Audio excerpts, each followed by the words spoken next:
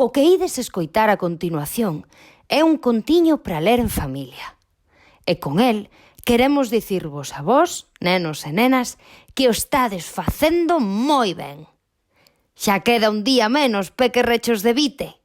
O primeiro día dixo: «Mola, que ben que non hai escola». O segundo falou co seu amigo Raimundo.